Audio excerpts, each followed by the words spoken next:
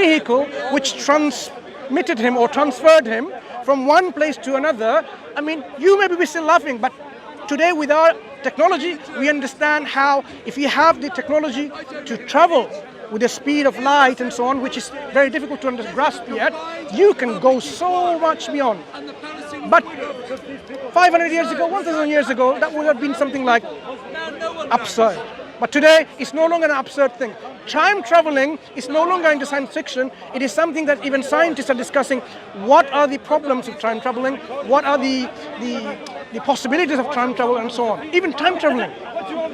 Yeah, there's a lot of things that humans can't imagine that but the reality is there's a lot of steps to get there, in like logical steps that humans have actually worked towards. But if someone of 2,000 years ago has made this great claim and there's no like lead up to it, why would anyone believe that? But do you at least understand and appreciate that things in the past when these things happened, because we weren't not there, we cannot just simply judge them and value them with a value judgment saying it never happened, it's just simply absurd, because we don't know the mechanics that things were in place. For example, if, someone just did this and the blind got healed, back then it would be considered to be magic, wouldn't it? Okay, but the difference is there's nothing which says, okay, Mohammed, I got some engineers and they built a really complicated machine that flew. It literally said a horse flew into heaven. It's very simple. It wasn't a horse, was it?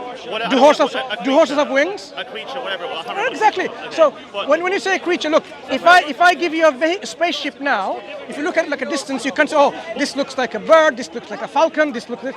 You can have all of your conceptions about it. But at the end of the day, it's a vehicle. So the Prophet had a vehicle, a medium that transported him. But the technology did not exist at the time to fly back then. Technology. A Prophet who has been given this medium from God, you require human technology. That assumes that requires believing in God. Absolutely. So why would someone in today's age even doubt in God? In the existence of God. Why doesn't God That's come absurd. right now and give me a magical vehicle that doesn't exist yet, so to make me happy then? Why can't I Let's understand something. I say it's absurd today for people to even have doubt in the existence of God. It's absurd. Okay. Do you have anything to say in response that it's not absurd? I would say the overwhelming evidence is probably more evidence against God than that's for God in the world. Right. What is God? That there's no evidence for religion, God. No. If you have a conception of God and say there's more evidence against God, you must already have a conception of God, what God is. What is God to you?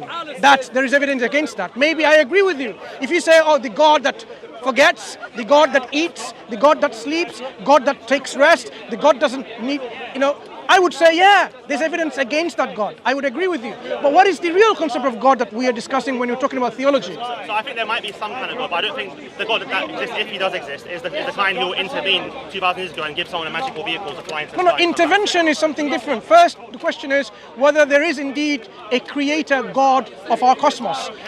And what this creator does in terms of actions and interventions is a different thing. It's God's prerogative. If God wants to somehow lift you and, like you're floating in space, that's his prerogative. But does God exist? As we understand in theology what God is, the necessary being of our existence, the creator, the originator, the sustainer of this universe. Does that God exist? My answer is I don't know. I'll find out when I die. You see, there's one thing called I don't know, and one thing is I know it doesn't exist, like there's more evidence against it.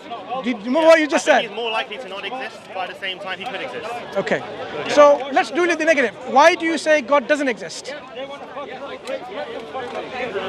What are those? Let me rephrase myself. I think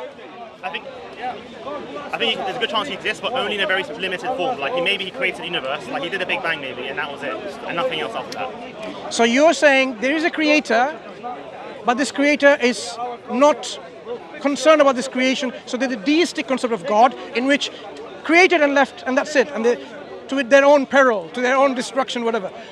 Why? What gives? No, if you're bringing something like this, it has to be reasonable. Any proposition that you have, it needs to have some kind of making sense to it. Why would you want to propose a creator who is totally not interested in the creation? Created this creation with all this magnificence, with all this intricacy, with all this complexity and harmony and this precision engineering, and then you're saying he doesn't care about anything about it. He just created and left it there. I think there's so much that can be explained by science, and there's so much more to be learned that we don't even know But yet. do you realize? Imagine you make a phone like this. It has so many functions.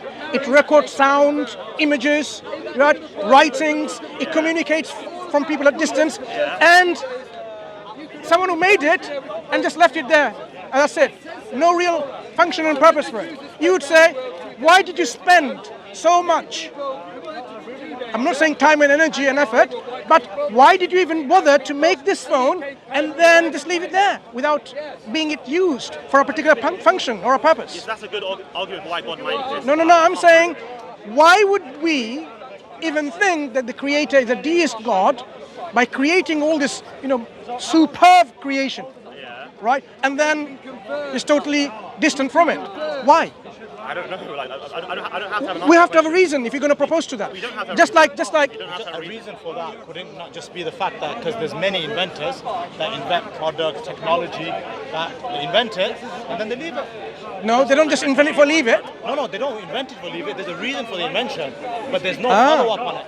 No. They don't walk away from it because the inventors may be going to the next project and so on. They've invented it so that this can be used So, for example, just to answer your question, could it not be a valid reason from what he was saying that God created us and then he moved to his next project? He moved to his next project. He left us. So if God created, okay, what was the purpose of our creation? Let's start answering some of this question before you go into God's next project. So God created us with a purpose or without a purpose? From our perspective, I would personally say there's always a purpose for creation. In God's perspective. But the thing is, then it comes to, how can we talk on God's perspective? On what basis are we talking on God's perspective? No. When you propose a model in which there is a creator who created this universe and then left it, then you should ask, the creator with so much wisdom created this universe where knowledge is demonstrated, wisdom is demonstrated, and created in vain, with no purpose. Quran actually talks about this. Do you really think God created this universe in vain? So you think all of this intricate universe that we have, from a wise creator with wisdom, possessor of knowledge, just created it in vain? Now that needs an explanation. Why would it be just like that? I think we need an explanation, but I don't think you need a religious text. No. The question is whether the creator is created without any purpose or with a purpose. It makes sense reasonably that there is a purpose in bringing this creation. If you say there isn't a purpose or a function or a reason, you have to give the explanation. Could I ask a question then? Just on that point, could I ask a question? Yeah. So, for example, if we're saying that God created us, and we're making a conception of God, now, are we talking from a specific theology or are we talking more like a philosophical basis? Holistically. Holistically, okay.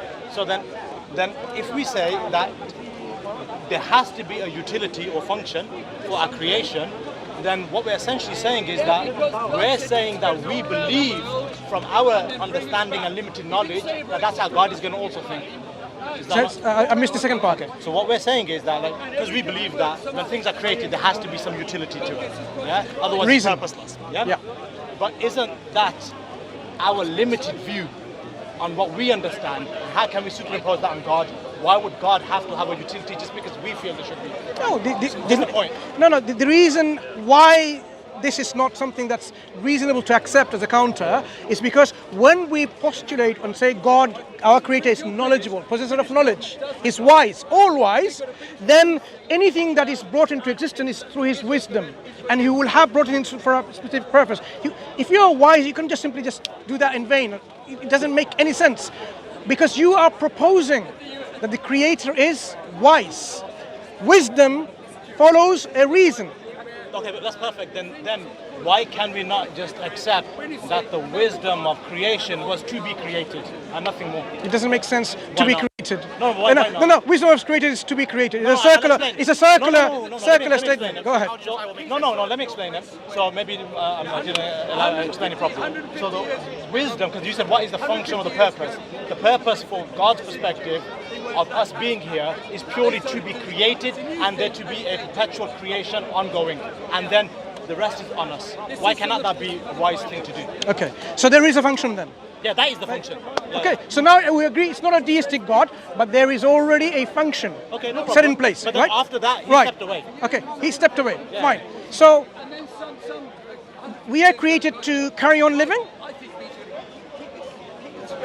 Are you asking what I think God thinks or what I think? No, not your thinking. Not any thinking, because you're proposing a model in which God created and set a particular pattern of conduct of living or whatever, a way that the universe will proceed. Now, I want to know what that way is. So, for example, within this way, is lying okay? Is cheating okay? Is deceiving okay? Is killing okay? Is murder okay? Is euthanasia okay? Is abortion okay? I've just put some shotgun tactics of lots of questions to tell you these are moral questions, ethical questions. Now, what's the answer from God's perspective? So I think obviously the point you made are important because about moral relativism. Yeah, are you talking about is there relative morality or is it divine? It's essentially what you're asking, which I appreciate. Yeah. So essentially, my point here would be, just for the purpose of discussion, is that do you not think? Yeah, because ultimately you said that there needs to be a reasoning and understanding. Do you not think you are taking a major onus upon yourself to try to say that the reason God did anything is what I am saying? Because at the end of the day... No, I'm not saying any of that. Look, and like, for example, if you say there's a function for us being here, what you're saying is, I believe that God has provided a function if you take away your religious belief from it. Yeah? Because if you say, if you're a Muslim, and you say that as a Muslim we believe A, B, and C because this is... You're a Muslim too, right? Yeah. So why are you arguing? No, I'm having a discussion. Just a discussion. Why? Why? Because you seem to be... I brought my son here. I want him to understand how discussions go. Fine. Yeah. So he's not playing a devil's advocate, is he? No, I am.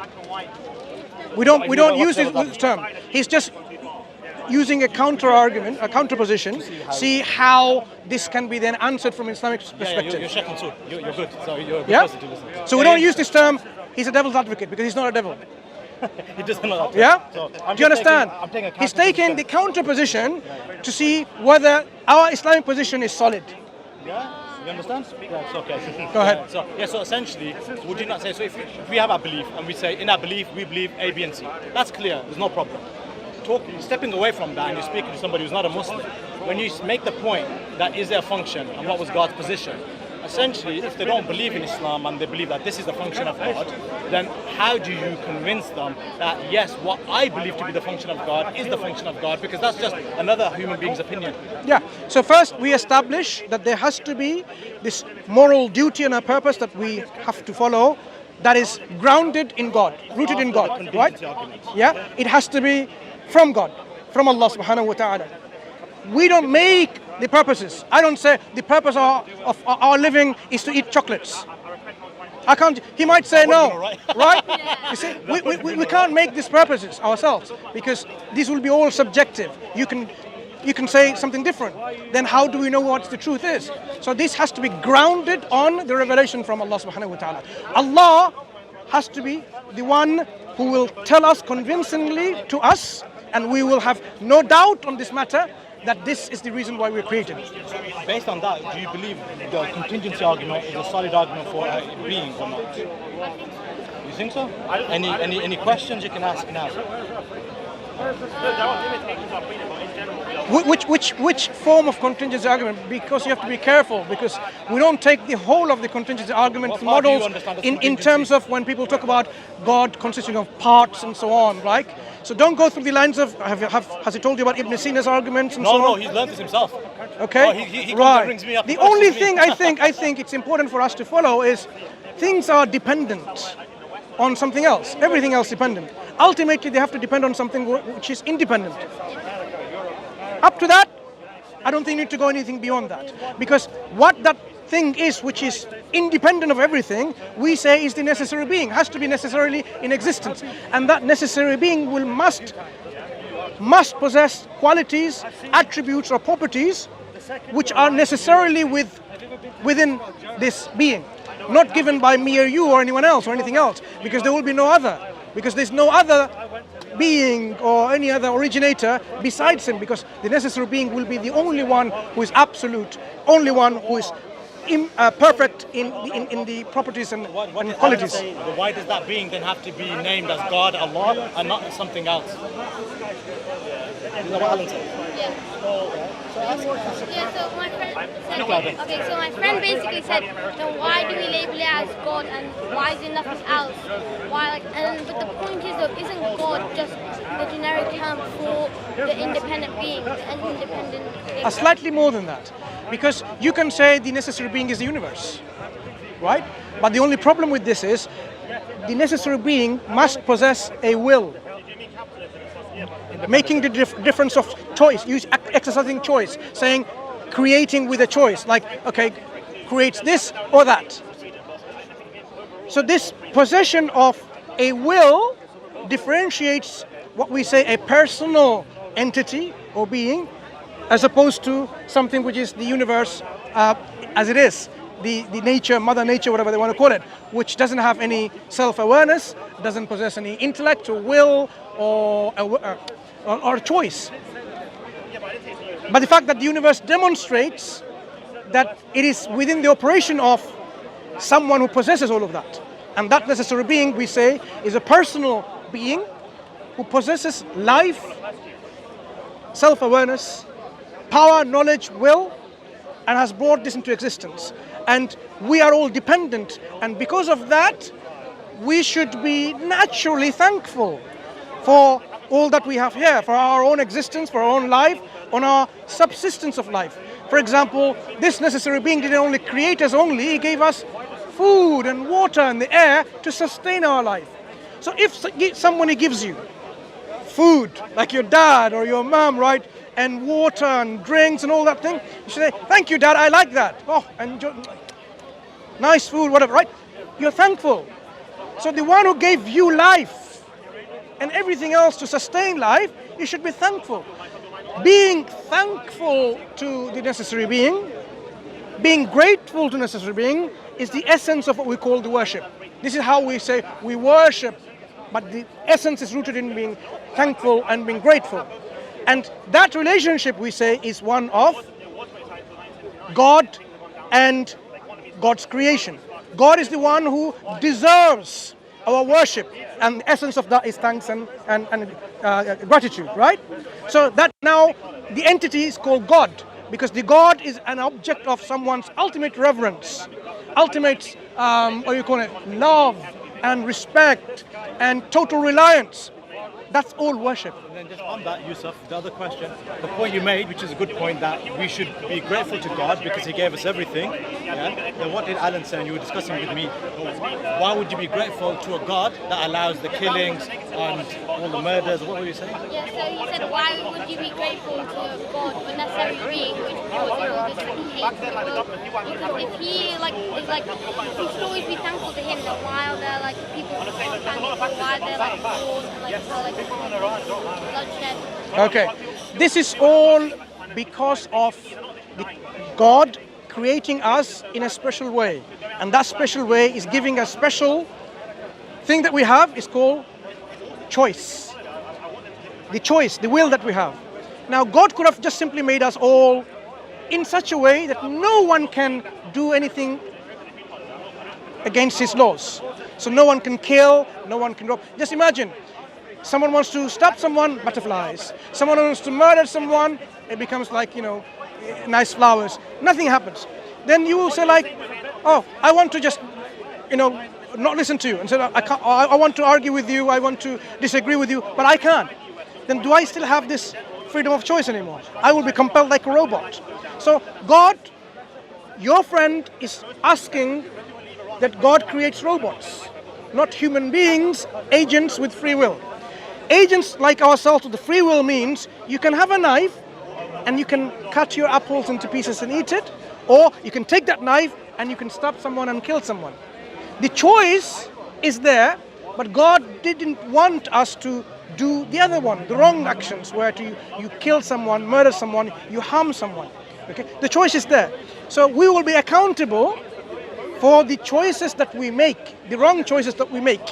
And God constantly gives us guidance in terms of don't make these wrong choices, because you will be then punished and accountable for that. So the fact that there are evil in this world is because in this world we are created with a particular set of functionality in which one of the main ingredients is we have a choice in which we can exercise our choice for good or for bad. Otherwise, people are expecting that you behave like robots. Then what is there within you can say thank God, because you're forced to thanking God. But once you appreciate with your will that I can disobey God, I can somehow not believe in God, and yet you submit and surrender your will and say thank you God for all of that. That is your appreciation, right? So that's in a better way of living rather than living like a robot and then you do things as you're told. Would you not agree? It's a good dance move, but Shukran, thank you so much. Any more questions, Ali? Okay, brother, nice. I knew I like this. I knew you're a Muslim, mashallah. I was wondering why you were arguing. Thank you. Okay, you take care.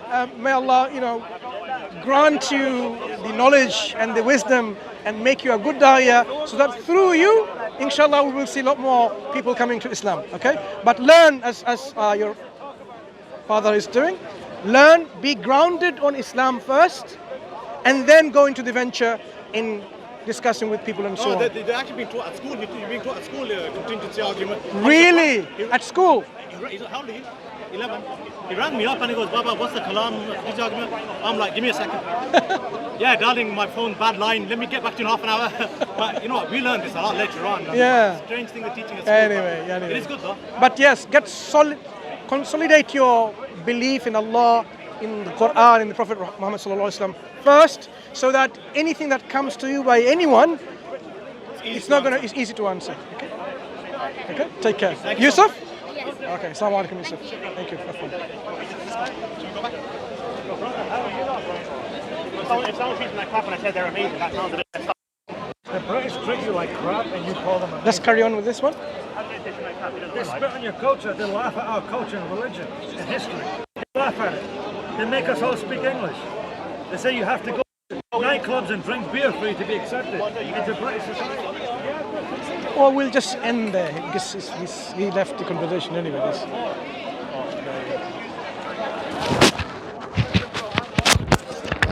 Because if someone's not personally willing to continue that discussion, he might feel that I'm just going there and he doesn't want to continue.